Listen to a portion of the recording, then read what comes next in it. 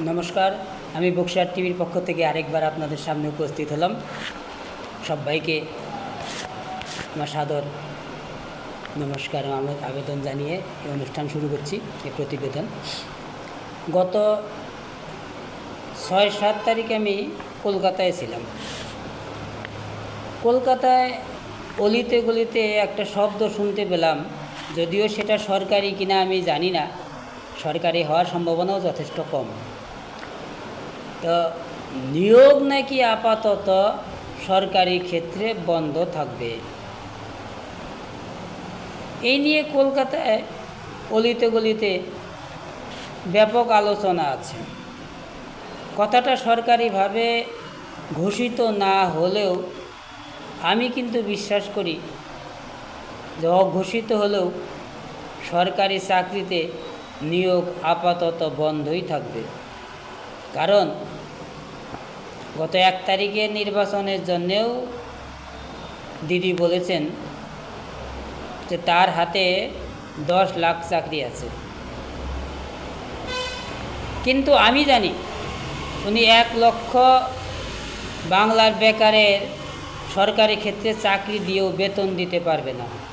মাইরি বলছি, যদি উনি আগামী 6 মাসে 1 লক্ষ কর্মচারীকে সরকারি নিয়োগ দিতে পারেন, তাহলে আমি এই টিভির পক্ষ থেকে, আমার ইউটিউব পক্ষ থেকে মানুষকে টিএমসিকে ভোট দিতে বলবো। আমি বলবো, কারণ বেকার সমস্যা বাংলায় অত্যন্ত প্রখর। আর ভ্যাকেন্সির পরিমাণও 10 লক্ষ বলেছে না, ওটা সত্যিই বলেছেন। উনি তো মাঝে সাঝে ভুল করে সত্যি কথা বলে ফেলেন, ওটার মধ্যে কোনো ভুল নেই। তবে 1 লক্ষ লোকের চাকরি দিতে পারবেন, 1 লক্ষ বেকারের চাকরি দিতে পারবেন, এই বিশ্বাসটা কিন্তু আমার নেই। দিতে পারলে আমি নিজেও টিএমসিকে ভোট দেব, কথা দিলাম মাইরি। কারণ এই সরকারের যে আর্থিক অবস্থা, এবারের বাজেটেও উনি ঘাটতি বাজেট পেশ করেছেন। তারপরেও লক্ষ্মীতে উনি ডবল করেছেন।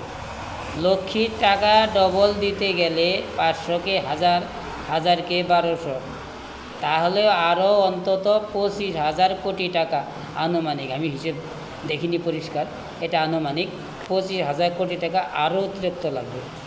এটা ওনাকে ধার করতে হবে। প্রতি বছর মাথাপ্রতি 3,000, 3,500 কোটি, 3,500 টাকা মাথাপ্রতি উনি ধার করে চলেছেন। এভাবে কতদিন চলতে পারে?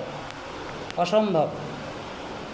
তাই আমি কথা দিলাম, যদি আগামী 6 মাসে উনি 1 লাখ, 10 লাখ বলেছেন, তো 10 লাখ দিতে হবে না, 1 লাখ বেকারের চাকরি দিতে পারলে আমি নিজে টিএমসিকে ভোট দেব।